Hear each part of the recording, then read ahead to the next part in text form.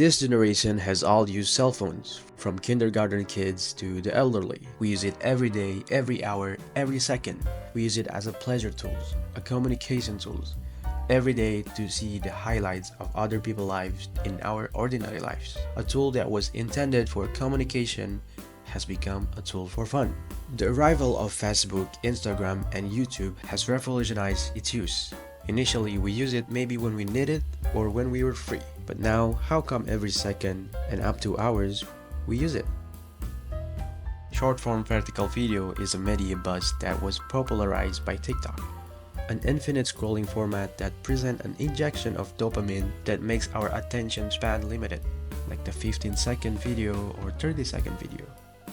And initially, we had to open TikTok to consume it. Now, all platforms have it. IG Reel, YouTube Short, Twitter, and even online marketplace. That's why cell phone has become addictive like cigarettes. We cannot live without them. When we're waiting for the queue, we open TikTok. When we are hanging out, we open IG Reels. Even when we are with our favorite people, we are busy with our cell phone. And don't get me started. Now, almost everyone can focus and always distracted by their cell phone, especially the generation that are born in this era.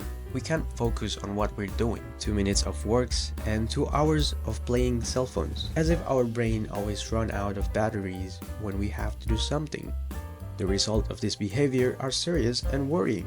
We're seeing a group decline in our ability to focus. Some people have dramatically called a brain rot. While this term seems over the top, it captures the growing trouble many of us have in staying focused and engaging with longer content and tasks. It's important to note that watching too much of any type of content, including longer videos on platforms like YouTube, can cause a bad effect. However, short-form content presents a unique challenge because it can trigger quick and frequent release of dopamine in our brain. Every like, every notification, or new video act as a small rewards, stimulating the release of a dopamine, a brain chemical associated with pleasure and rewards. This feeling of craving for more is exactly why it's so hard to put down our phone or stop scrolling. The constant stream of dopamine hits creates a cycle that becomes increasingly difficult to break free from. But what happens when we try to disconnect from this constant stimulation? Let's consider a scenario where you consciously decide to put your phone down for an hour.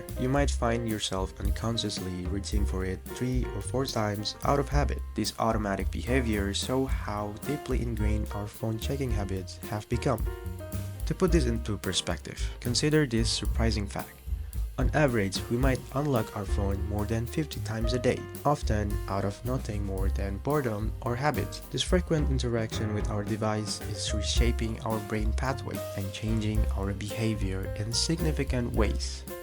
I mean, you hate seeing an iPad kid, right?